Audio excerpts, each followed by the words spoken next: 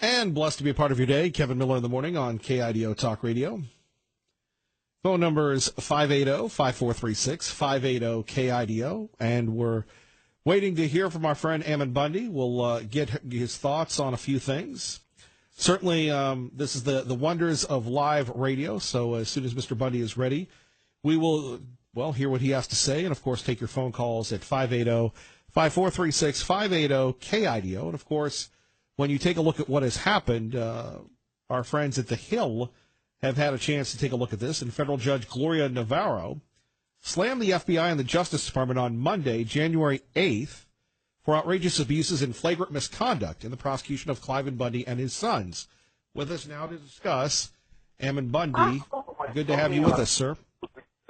Yeah, good to have you, or good to be on here. Sorry, let me get situated here. How are you doing? Well, good to have you. You're on with Kevin Miller here in KIDO Talk Radio in Idaho, and what a incredible few years you've had, sir. Yeah, it's been difficult. I guess the way I explain it is it's great and terrible all wrapped up into one.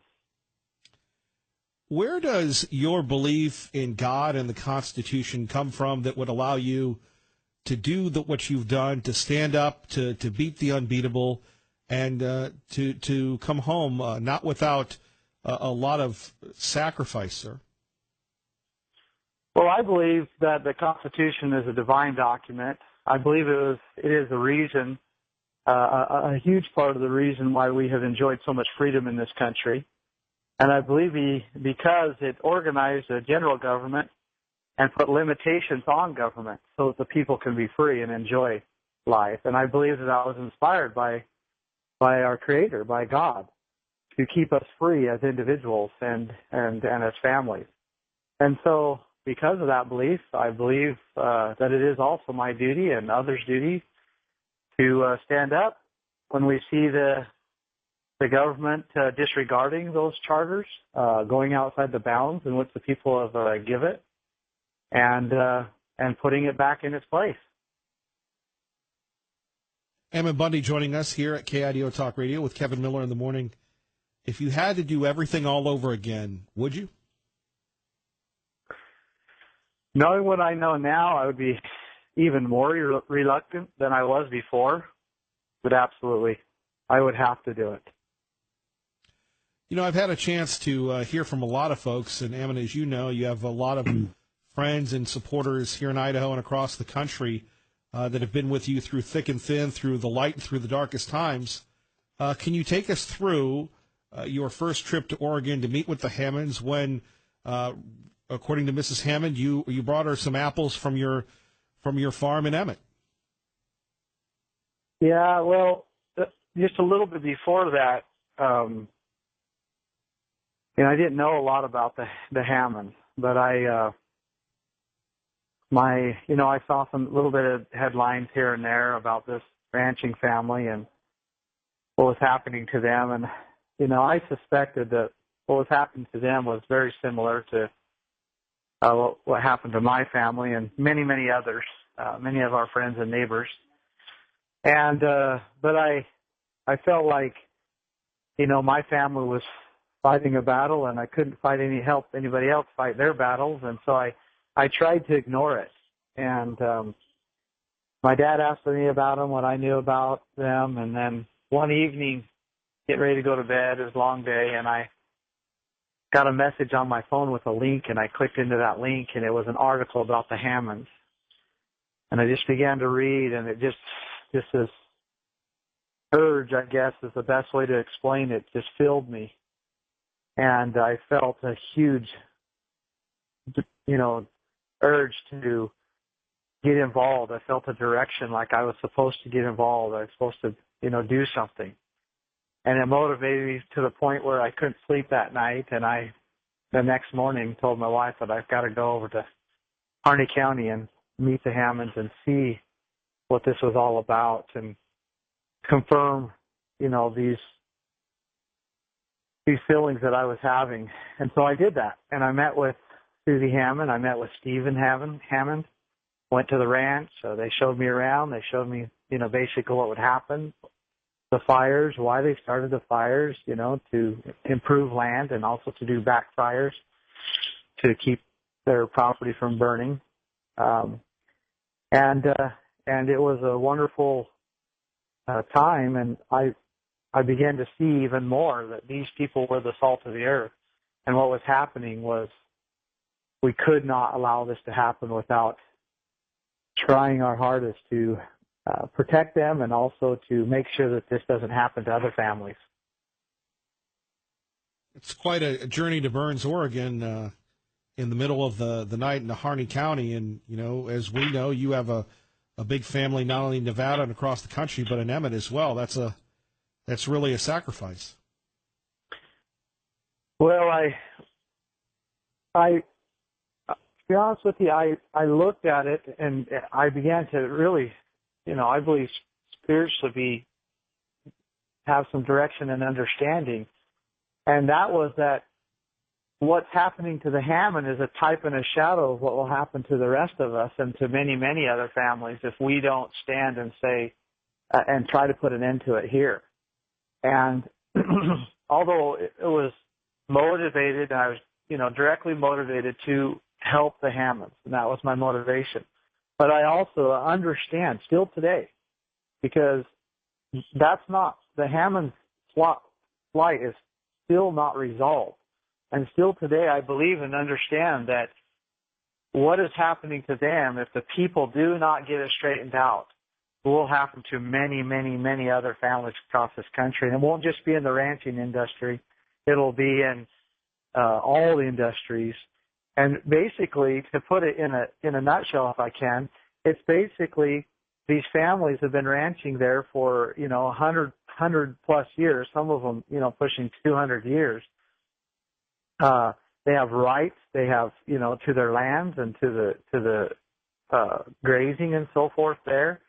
And then the federal government has come in there and basically said, you can't do this anymore, and literally are stealing their lands, their rights, and their heritages away. And anybody who resists them in any way, they just literally send their army and surround them, either kill them or prosecute them. And if people think that that's not going to happen in the financial industry, if that's not going to happen in the housing industry, if we continue to allow this monstrosity of a government to come into our state and into our cities and take over the regulations, that's exactly what they'll do. They will do the same thing they've done to the ranchers. And so I felt it a duty, for the love of my family, the love of my country, and the love of my fellow being, to go and do the best I could to bring attention to this, and if I can, to stop it. Ammon Bundy joining us, Kevin Miller at KIDO Talk Radio. So you speak with the Hammonds, you see what's going on the ground in Harney County. How did it evolve into going to the sanctuary and having a rallying point? Well, so, one thing that we tried to use all the avenues, the mechanisms that are given to us as a republic form of government. And that is petitioning our elected representatives to act in the protection of the people. So what we did for literally about almost 2 months is we united the people there, and we began to go to the elected representatives. We went to the sheriff. And basically what we were asking them to do, we went to the state representatives, and we were asking them to look at what was happening to the families in Harney County, to look at what was happening to the Hammonds, and to collect this evidence and to really look at it and see if there might just be some injustices that were going on. And we presented a full list of possible abuses and possible constitutional violations and possible legal violations to these local representatives, to the county commissioners, to the county sheriffs, to the state representatives, Congress, and also to the governor. And we were completely ignored.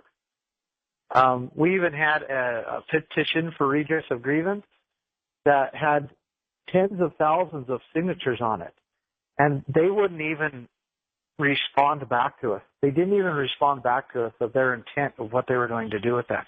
Completely ignored us, and which puts us in a very difficult situation, because here we have a family as being abused, that's being sent to prison a second time for the same offenses for 5 years when they haven't done anything wrong to begin with. And then we see where Harney County, at one time was a thriving, prosperous county. It was the wealthiest county in the state as far as family incomes. Because you had the ranchers that were doing well and they were using the lands, and you had the forestry industry, and you had some mining industry, and then now you look at it and you see where the federal government come in, and you can correlate how the economy just was destroyed, and now it's the poorest county in the state, and there is hardly any jobs unless you work for the federal government. So the only economy really that's there is employment from the federal government. And we just ask them to consider all these things, and then according to their determinations of the evidence, then to act. And they ignored us. Ammon Bundy with us, Kevin Miller here at KIDO Talk Radio. Ammon, we're going to take a commercial break, but I know this is hard, but you've got a lot of people that haven't had a chance to hear you, talk as much as you want. So if you can stay with us as long as possible, we've got a lot of time here for you today, if that works for you, sir. Yeah, we can go through this and maybe get a few people to understand really what this is all about. Okay, sir. We appreciate it. Hang on, Ammon. More coming up with Ammon Bundy here at KIDO Talk Radio. You're listening to Kevin Miller at KIDO Talk Radio. And back with Ammon Bundy, Kevin Miller in the morning here. Ammon, is there anything you'd like to say to the folks that have been praying for you and helping you and your family throughout this time, sir? Well, I can't thank them enough. It seems when I try to thank all the people that have prayed and helped, that my words don't seem to be enough. But I will say this right now. I'm sitting here in my home, and my little 6-year-old girl's curled up on my lap. I'm talking on the phone with you. And I don't believe that would happen if it wasn't for the many prayers and the voices out there, fighting to bring the truth to light, and just asking our Heavenly Father for His favor in these matters. And anyway, so thank you. And I know that just to me just not enough just to say thank you, but I don't know what else to say. Ammon, when we go to Harney County, the early days, you're trying to get folks together. You go to the officials. Can you take us through the process after you've talked to folks and how this became a national rallying cry, like what we saw at your family's place in Nevada? So after just exhausting this effort to get the local representatives to do their job, I mean, without going on too much of a tangent, what is their job? Is their job just to allocate funds, or is their job to protect the people in their county? I mean, is their job to, decide whether they're going to put a sign up here or a sign up there, a road sign, or is it to protect the people of their county? And we tried to help them understand that this is the primary purpose in which they were elected, to protect the people of their counties. And they just, they wouldn't do it. And we later found out that they were actually intimidated by the FBI and told not to respond to us in any way. And so what that creates is basically that stops the republic form of system, which our whole nation was built on. It stifles the First Amendment, which is the reason why we were, given that protection. And so the people were getting very frustrated, and we couldn't just let this go, especially now that we had been ignored by our local representatives. But we didn't know what to do. And so after, a tremendous amount of just trying to, again, get them to do what they were doing, I began to feel quite strongly that going into the refuge there, which was 30 miles out of town, about 35 miles out of town, and we would go over there on the weekend, so no one was there, so no one would feel threatened and all of that, and we began to occupy it. And the reason we chose that, because that was a wildlife refuge that's controlled by the federal government, and it has been the tool to taking hundreds of ranches in Kearney County. I think it's up to about 187,000 acres now. And every bit of those acres were private property and private ranches. And it used to be called the jewel of the county. And it was part of the reason why Kearney County was so prosperous until the federal government came in here and either purchased it or condemned ranches or regulated them right out of it until there's hardly any ranches left.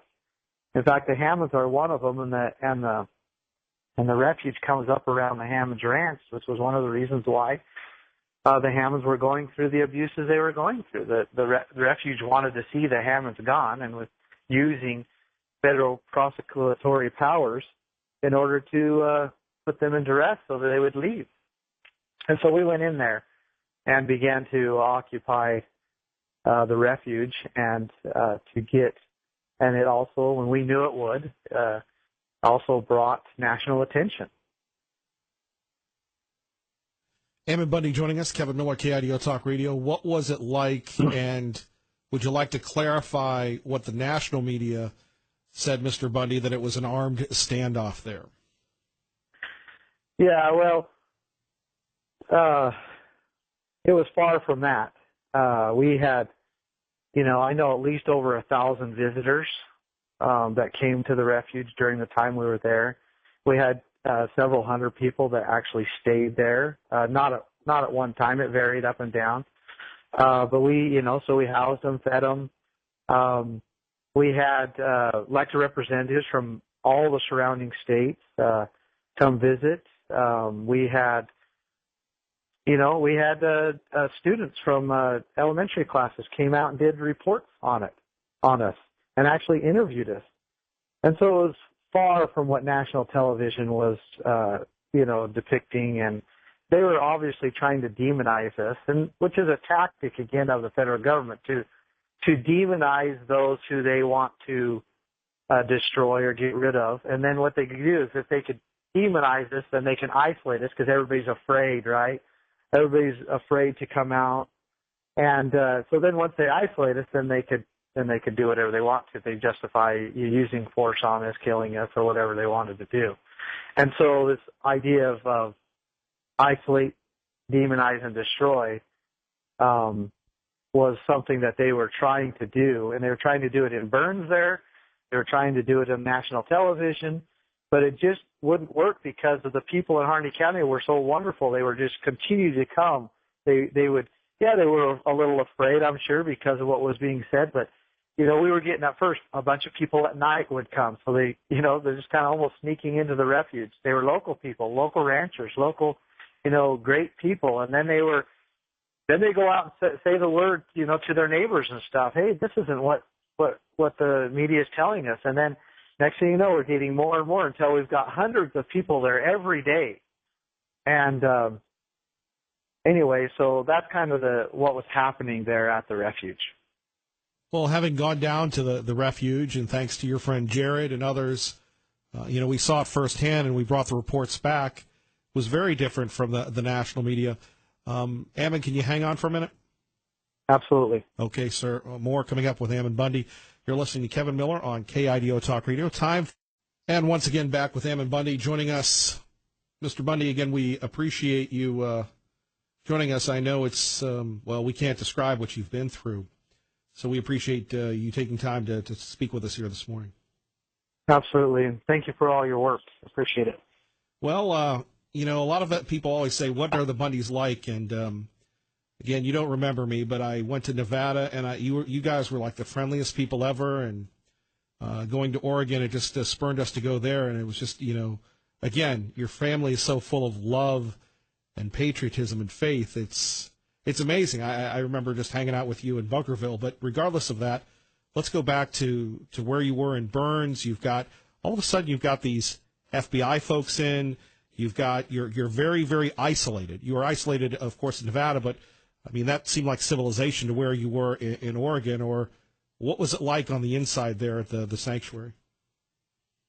Yeah, so, I mean, kind of to, just inform your listeners, we chose to go way out of town to this wildlife refuge.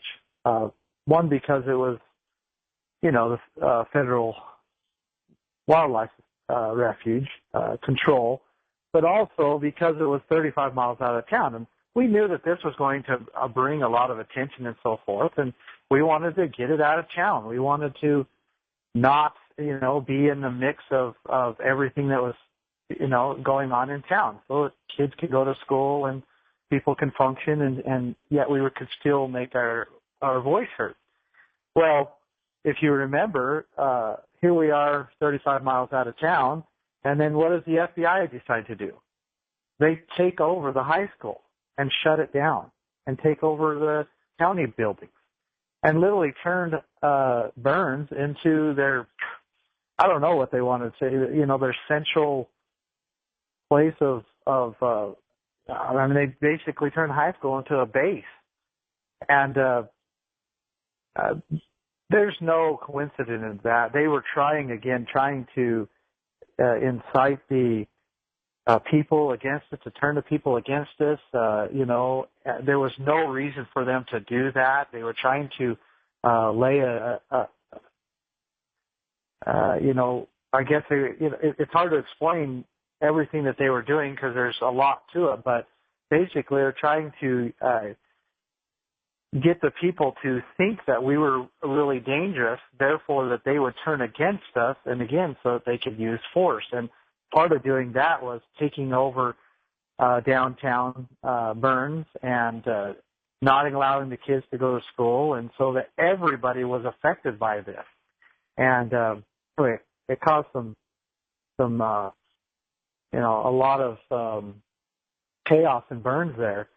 So that was kind of the scenario, and that's one of the reasons why we wanted to go out of town to not have that happen. What were your days like within the refuge? We were, again, lots of people coming. I was actually a lot of times out visiting with other ranchers and with other leaders in the community, and trying to understand what needs to happen in Harney County. We began to make a plan with these individuals to make things better, and then at the refuge we were having seminars about the Constitution, of these land right issues, the limitations on the federal government, and we were basically organizing people to go through these seminars, and we kept doing that constantly. We'd do several a day, and they were about a 2-hour presentation. And then we began to get invited to other communities, to other counties were organizing, seeing what we were doing, and actually getting excited about being able to be more free and be able to have control of their own lands and resources, and to be able to get the economy charged up again so that people can actually sustain themselves in these counties. So they began inviting us to these outskirt areas as well, to different counties, surrounding counties, and even other states were starting to call on us and wanting us to go to these to their areas and present these, do these presentations. And that's basically what we were doing. Ammon Bundy joining us, Kevin Miller here at KIDO Talk Radio. So you are having these press conferences. How would you describe your multiple interactions with the sheriff of Harney County? Well, they started out very private, just going in and talking to him. And we had many, many conversations, both over the phone and in his office.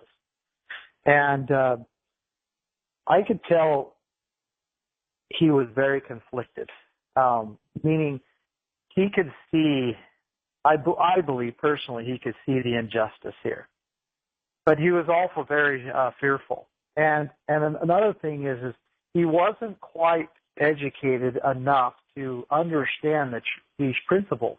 He was getting there, but he hadn't done his homework enough to know, these constitutional principles, to know the limitations that the Constitution places upon the federal government, and to be sure in it. And so I began to try to help him and understand that, and give him materials and so forth. But then shortly after the federal government found out that I was talking to him, they also began to come in just, and in great numbers to him and communicating with him and trying to get him to not respond to me and not react in any way to me. And eventually the sheriff must have felt it was just too risky for him to stand for the people, and he just turned away from me and what the people were trying to do there in Harney County and to the Hammonds, and he began to just go with the narrative of the federal government, the FBI and other agencies that were there. And then pretty soon the FBI completely took over the county and completely manipulated the sheriffs and the surrounding county sheriffs as well. And I could go into detail about some of the things that they did there. For example, like at the high school where they made it their base point, I guess there was one wing of the high school that was only FBI, and none of the sheriffs can go in that wing. They wouldn't allow any of here are county sheriffs who are the senior law enforcement officers in the county, and they would not allow them. And they would go back in there. The FBI would go back in there and make their plans and their decisions, and they'd come out and tell the sheriffs what they were going to do. And that was just a little bit of a scenario what was going on in that high school. And the Sheriff Ward just got sucked up into that. He wasn't strong enough to stand for the people. He didn't have, wasn't educated enough, didn't have his principles, and wasn't willing to stand on them enough. And the FBI just came over and steamrolled him. And, I thought that I just couldn't do much about it. I just didn't have enough influence on him to try to get him to stand, and he just folded. Ammon Bundy joining us here. Kevin Miller in the morning, KIDO Talk Radio. Ammon, this gets a little emotional. Can you tell us about your friend Lavoy? So Lavoy decided to, he's a rancher in northern Arizona. Got a wonderful family, a wife. I mean, he just served in the church, served his community. Just, I don't know anybody who doesn't like Lavoy. And he sees what's happening. He's experiencing what's happening to his ranch and what has happened to our ranch in Nevada. And then he reads and understands what's happening to the Hammonds and the people of Harney County. And so he decides to come up for that rally on the 2nd that we were having. And that was when I presented that we have to do more, that we have to do more to voice what is happening, that we can't just let this continue. And he agreed. And he chose to come to the refuge, and he was a huge, huge factor in educating the people. He communicated with the media. We held press conferences with the media, and it was international media. It was, national, international media. I mean, we had Russian TV, France TV, and so on and so forth. Of course, all the news channels here and stations and here in the United States were part of it as well. So, or at least most. And Lavoie was a great voice. He could articulate. He was educated and understood, and so he began to play a huge part in getting the word out. And then again, we were invited to several other counties and communities, and we had a schedule clear full. We were scheduled to go to Grant County. We were scheduled to go to Ontario. We were scheduled to go, and then we had out to several other places, and we had individuals in Wyoming, Montana, Utah, as well, that were Idaho, that were scheduling meetings with us to meet with large groups of individuals and to talk to them about these issues and actually lay a plan to correct them. And Lavoie was a huge part of that. And so the first meeting we had set was in Grant County, Oregon, and we, as planned, headed over to Grant County, and as many know, you have to cross this path and get high in the trees there, and there was lots of snow. And as we were passing there's a spot. There's no cellular service, and right in that spot, the FBI, Oregon State Police, and who knows what else ambushed us and stopped us in the middle of the road, surrounded us with guns, and none of them were identified. We had no idea who they were. They came out of the trees and surrounded us. And there's video of this. And then when we began to inquire of what's going on and who they were and so forth, there was a shot that was fired. And it was fired at the first vehicle, which was Lavoie's vehicle. And I was in the vehicle behind. I wasn't actually in the vehicle with Lavoie, so I'm going to have to basically tell you what I've learned from those that were in the truck now.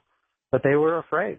They were afraid, and they had a reason to be, because they had already shot and seemed to be provoking and trying to instigate something. And so Lavoie felt that it would be best if they got to Grant County, because that he could get Sheriff Palmer there to maybe calm the situation down and protect them. And so he headed off to go to Grant County there, and came upon a roadblock that they had, which was a dead man's roadblock. It's an illegal roadblock in Oregon, and he tried to go around that and got stuck in the snow. But they began to open fire on them before, even while they were traveling towards the roadblock, and even before they got to the roadblock, they were opening fire on that vehicle. And so when Lavoie got stuck in the snow, they continued to just fire into the vehicle, and I believe that he knew that if he didn't draw that fire away from the vehicle, that all of them would be dead. And there was 3 other individuals: my brother Ryan, a lady by the name of Shauna Cox, and there was an 18-year-old girl in there as well. And they were just, like I said, freely firing into the vehicle. And so Lavoie jumps out and runs out into the snow with his hands in the air, and he says, shoot me, shoot me. And he's literally drawing the fire away from, and so they killed him. They shot him 3 times in the back and left him dead, bleeding there in the snow. And then they continued to fire into the vehicle after that even, but mostly with just a gas and non-lethal.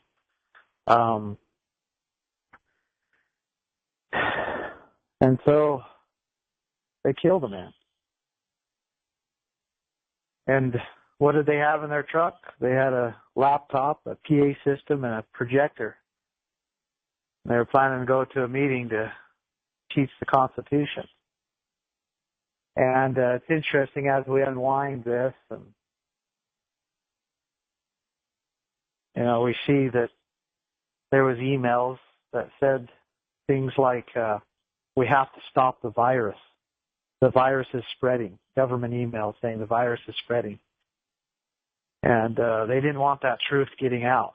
They didn't want us going to those other communities and teaching these things and helping people understand the federal government does not have jurisdiction in the state.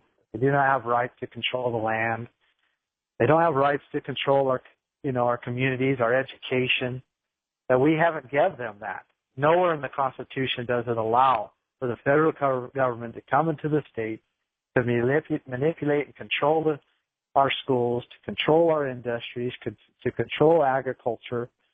They're very limited, and they didn't want that virus spreading.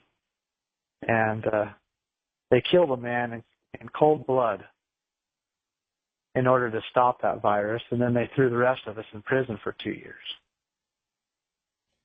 Ammon Bundy joining us here, speaking about Lavoy Finnegum and his time. Ammon, we've got about 5 minutes left, and then we'll definitely have you back for more. But, I mean, you've been beaten up by the feds in Nevada. You've stood up. You've done all these things. What was going on in your mind? Your brother's in this vehicle. Lavoy's down. Shots are ringing out. Did you fear for your life? Yeah, I mean, I had, at the time, I don't know. I could see the individual that was in front of me in the front seat. I was in the back seat. I mean, he had at least 15 red dots on the back of his head. And, it's hard to explain these individuals because, and we could do a whole show on just that, because we need to consider that government can get out of hand. I mean, let's not be naive. Let's look at history. Let's look at other nations. Let's look at the past. And who takes rights? Yeah, you have your street criminals, and of course we have to defend ourselves against them. And we want a system to be able to keep them from coming into our homes, kicking down our doors, and stealing our stuff and hurting our families and ourselves. We want a system to stop that. But let's look at history. Who is the taker of rights more than any other group or entity? And is it not government? I mean, we have to consider that there must be a reason why our founders put limitations on government. There must be a reason why governments are only allowed to do certain things. People in government are only allowed to do certain things. And that they're only allowed to make certain laws. And this idea that they can make a law for anything and that they can do anything, that they can come and, just say that we have committed a crime over anything, it's very dangerous. I know I'm being very general in what I'm saying, but let's consider where the threat truly is. And these individuals that are doing the enforcement side of government, they call them operators. Most of them are coming, from, they've served in the military, they like what they do. And so they find that the place for them is like in a law enforcement capacity or in like FBI and so forth. And a message I want to say to them is consider what you went in the military for in the first place. Did you not go to protect the freedoms of the people and to keep these things from happening to people? And just consider that maybe what someone is asking you to do is the very thing that you are going to defend against in these other countries. And be that check and balance to protect families and to protect the people. So I know I kind of went down a little road here, but I want people to consider those things. Well, Ammon, we'd love to have you back and have you on for another hour or two. I know it's an adjustment you're in our thoughts and prayers, and we appreciate the time. Anything else you'd like to say? And again, we'll have you back on as much as you'd like and as much as you're available, sir. So we can go full circle here. I believe that God inspired our founding fathers to draft this Constitution for the protection and liberty of the people. I believe that he still cares about the liberties of this people. And so he inspires people to do certain things and to act and to stand. And then he delivers us. And he delivered us. And I'm a free man because of him. And I don't believe there's any other way that a small ranching family, that's all we are, can fight the federal government, the most powerful government in the history of man, and prevail. Not only just prevail, but to dominate. And it's not because of us. It's because God gave us the advantage, because we have his favor, because we're fighting and standing for the same principles in which he placed and built this nation upon. Ammon, God bless. Our best to you and your family, and thank you again, sir. Thank you. All right, there we have it. Ammon Bundy. Kevin Miller, KIDO Talk Radio.